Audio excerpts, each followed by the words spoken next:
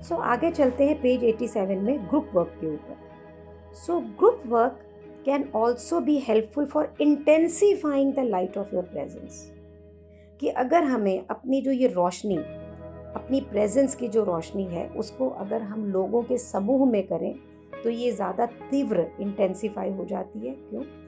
A group of people जब इकट्ठे बैठ के कोई मेडिटेशन करते हैं, या जैसे हम इसे ग्रुप में पढ़ रहे हैं, तो जो कलेक्टिव एनर्जी फील्ड होता है ना, वो इसको इंटेंसिटी देता है, तीव्रता देता है.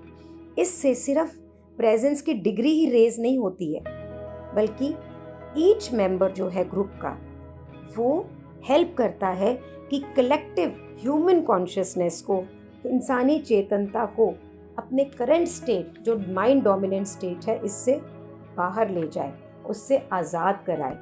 और this will make the state of presence increasingly more accessible to individual.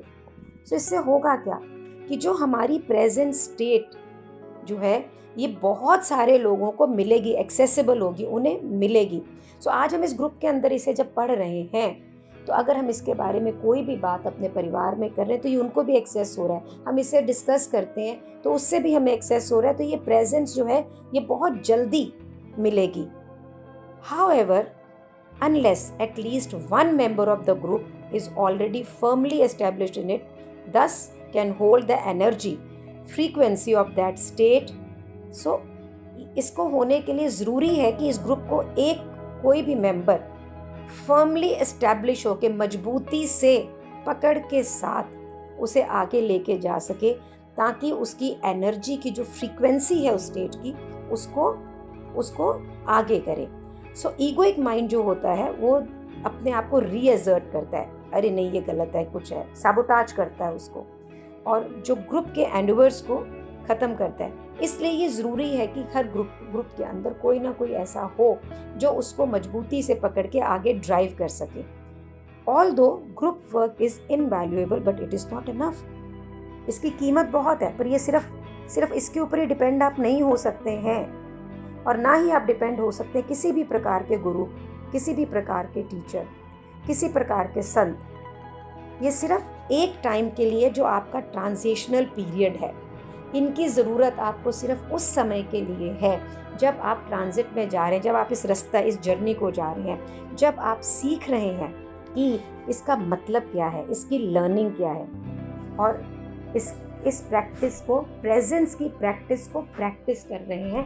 तभी तक आपको गुरु या संत या किसी मास्टर की ज़रूरत है. सो अगर हम अपने इस ग्रुप की बात करें, तो इस ग्रुप की ड्राइव के अंदर जो मेरे मेंटर हैं विनीत, वो बिल्कुल सॉलिडली ग्राउंडेड हैं. मैं चैप्टर पढ़ के, मुझे जहाँ भी कोई प्रॉब्लम होती है आपको समझाने में या करने में या बोलने में, समझा नहीं रही हूँ, मैं इसे पढ़ ही रही हूँ, पर हाँ कुछ शेयर करती हूँ, मैं उनसे बात करती हूँ और वो मुझे उसे एक्सप्लेन करती हैं. मैं औरों से भी मदद लेती हूँ. क्राइस्ट के चैप्टर के लिए मैंने मेरी बेटी श्वेता से मदद ली, क्योंकि उसने इस चीज़ को काफ़ी अध्ययन किया है. तो this way we move ahead, so you can be the guiding force for your family also. So guys, thank you so much for being in my life.